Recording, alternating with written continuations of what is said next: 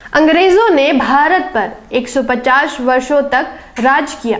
ब्राह्मणों ने उनको भगाने के लिए हथियारबंद आंदोलन क्यों चलाया, जबकि भारत पर सबसे पहले हमला मुस्लिम शासक मीर कासिम ने 712 ईस्वी में किया। उसके बाद महमूद गजनवी, मोहम्मद गौरी, चंगेज खान ने हमला किया और फिर कुतुबुद्दीन ऐबक, गुलाम वंश, तुगलक वंश, खिलजी वंश, लोदी वंश, फिर मुगल आदि वंशों ने भारत पर राज किया और खूब अत्याचार किए, लेकिन ब्राह्मणों ने कोई क्रांति या कोई आंदोलन नहीं चलाया। फिर अंग्रेजों के खिलाफ ही क्यों क्रांति कर दी? आइए इस वीडियो में क्रांति और आंदोलन की वजह को समझने का प्रयास करते हैं। अंग्रेजों ने 1795 में अधिनियम 11 द्वारा शूद्रों को भी संपत्ति रखने का कानून बनाया। 1773 में ईस्ट इंडिया कंपनी ने रेगुलेटिंग एक्ट पास किया, जिसमें न्याय व्यवस्था समानता पर आधारित थी। 6 मई 1775 को इसी कानून द्वारा बंगाल के सामंत ब्राह्मण नंद कुमार देव को फांसी हुई थी। 1804 अधिनियम 3 द्वारा कन्या भ्रूण हत्या पर रोक अंग्रेजों ने लगाई, वरना लड़कियों को पैदा होते ही तालू में अफीम चिपकाकर मां के स्तन पर धतूरे का लेप लगाकर एवं गड्ढा बनाकर उसमें दूध भरकर डुबोकर मार दिया जाता था।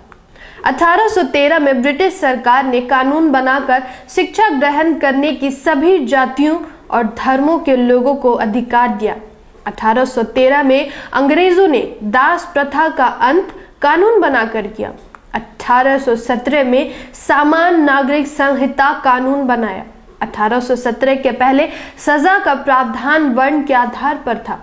ब्राह्मण को कोई सजा नहीं होती थी और शूद्र को कठोर दंड दिए जाते थे।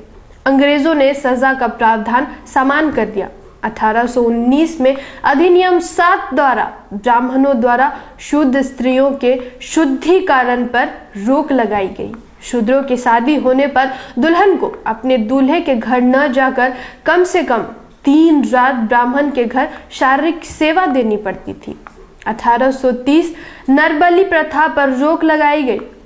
देवी देवता को प्रसन्न करने के लिए ब्राह्मण शूद्रों, स्त्री व पुरुष दोनों को मंदिर में सिर पटक पटक कर चढ़ा देते थे। 1833 अधिनियम 87 द्वारा सरकारी सेवा में भेदभाव पर रोक अर्थात योग्यता ही सेवा का आधार स्वीकार किया गया तथा कंपनी के अधीन किसी भारतीय नागरिक को जन्म, स्थान, धर्म, जाति या रंग के आधार पर पद से वंचित नहीं रखा जा सकता है, नियम लागू किया गया। 1834 में पहला भारतीय विधि आयोग का गठन हुआ। कानून बनाने की व्यवस्था जाति, वर्ण, धर्म और क्षेत्र की भावना से ऊपर उठकर करना आयोग का प्रमुख उद्देश्य था। 1835 प्रथम पुत्र को गंगा दान पर रोक लगाए। 7 मार्च 1835 को लॉर्ड मैकाले ने शिक्षा नीति राज्य का विषय बनाया और उच्च शिक्षा को अंग्रेजी भाषा का माध्यम बनाया गया। 1835 को कानून बनाकर अंग्रेजों ने शूद्रों को कुर्सी पर बैठने का अधिकार दिया। दिसंबर 1829 के नियम 17 द्वारा विधवाओं को जलाना अवैध घोषित कर सती प्रथा का अंत कर दिया गया। देवदासी प्रथा पर रोक लगा दी गई। ब्राह्मणों के कहने से शूद्र अपनी लड़कियों को मंदिर की सेवा के लिए दान दे देते थे। मंदिर के पुजारी उनका शारीरिक शोषण करते थे। बच्चा पैदा होने पर उसे फेंक देते थे और उस बच्चे को हरिजन नाम दे दिया करते थे। 1921 को जातिवार जनगणना के आंकड़े के अनुसार अकेले मद्रास में कुल जनसंख्या 4 करोड़ 23 लाख थी, जिसमें 2 लाख देवदासियां मंदिरों में पड़ी थी। हालांकि यह प्रथा अभी भी दक्षिण भारत के मंदिरों में चल रही है। 1837 अधिनियम द्वारा ठगी प्रथा का अंत कर दिया गया। 1849 में कलकत्ता में एक बालिका विद्यालय JED बेटन ने स्थापना किया। 1854 में अंग्रेजों ने 3 विश्वविद्यालय कलकत्ता, मद्रास और बॉम्बे में स्थापित किए। 1902 में विश्वविद्यालय आयोग नियुक्त किया गया। 6 अक्टूबर 1860 को अंग्रेजों ने इंडियन पैनल कोड बनाया। लॉर्ड मैकाले ने सदियों से जकड़े शूद्रों की जंजीरों को काट दिया और भारत में जाति, वर्ण और धर्म के बिना एक समान क्रिमिनल लॉ लागू कर दिया। 1863 अंग्रेजों ने कानून बनाकर चरक पूजा पर रोक लगा दी। इस पूजा में आलीशान भवन एवं पुल निर्माण पर शूद्रों को पकड़ पकड़ कर जिंदा चुनवा दिया जाता था। इस पूजा में मान्यता थी कि भवन और पुल ज्यादा दिनों तक टिकाऊ रहेंगे।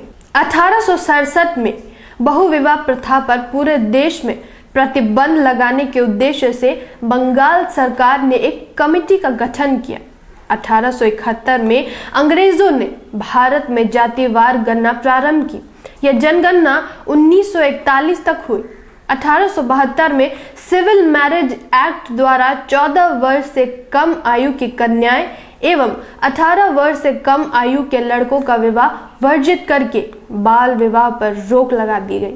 अंग्रेजों ने महार और चमार रेजिमेंट बनाकर इन जातियों को सेना में भर्ती किया, लेकिन 1892 में ब्राह्मणों के दबाव के कारण सेना में अछूतों की भर्ती बंद हो गई। 1918 में साउथबरो कमेटी को भारत में अंग्रेजों ने भेजा। यह कमेटी भारत में सभी जातियों का विधिमंडल में भागीदारी के लिए आया था।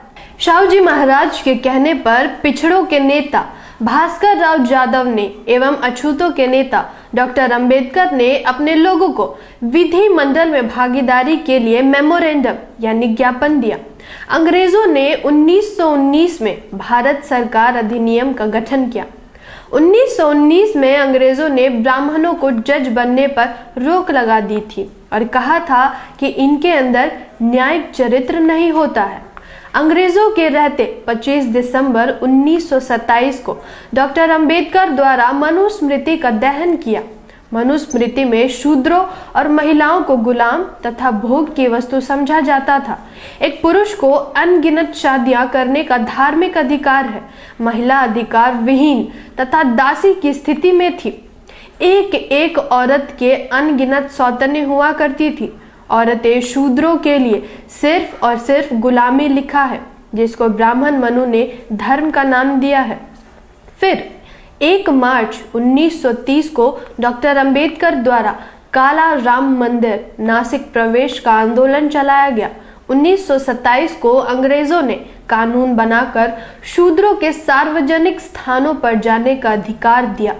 नवंबर 1927 में साइमन कमीशन की नियुक्ति की, जो 1928 में भारत के अछूत लोगों की स्थिति का सर्वे करके और उनको अतिरिक्त अधिकार देने के लिए आया।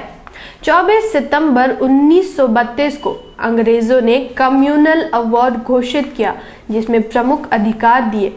19 मार्च 1928 को बेगारी प्रथा के विरुद्ध डॉक्टर अंबेडकर ने मुंबई विधान परिषद में आवाज उठाई, जिसके बाद अंग्रेजों ने इस प्रथा को समाप्त कर दिया। अंग्रेजों ने 1 जुलाई 1942 से लेकर 10 सितंबर 1946 तक डॉक्टर अंबेडकर को वायसराय की कार्य साधन काउंसिल में लेबर मेंबर बनाया। लेबरों को डॉक्टर अंबेडकर ने 8.3% प्रतिनिधित्व दिलवाया। 1937 में अंग्रेजों ने भारत में प्रोविंशियल गवर्नमेंट का चुनाव करवाया। अंग्रेजों ने शासन प्रशासन में ब्राह्मणों की भागीदारी को 100% से 2.5% पर लाकर खड़ा कर दिया।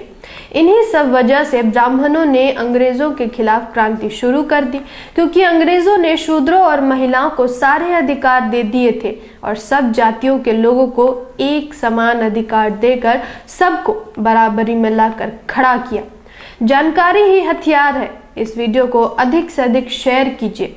धन्यवाद। जय संविधान, जय भारत।